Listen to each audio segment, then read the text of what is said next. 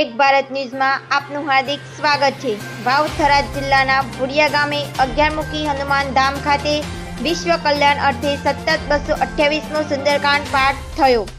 વાવ થરાદ જિલ્લાના ભુડિયા ગામે 11મુખી હનુમાનજી ધામના પરમ પૂજ્ય શ્રી 1008 મહામંડલેશ્વર ઘેરવદાસજી મહારાજ દ્વારા વિશ્વ કલ્યાણ અર્થે દર શનિવારે 11મુખી હનુમાન દાદાના ધામ ખાતે કોરોના કાળ સમયે વિશ્વના તમામ જીવાત્માઓના કલ્યાણ અર્થે દર શનિવારે સુંદરકાંડ પાઠ કરવાનો સંકલ્પ કરેલ।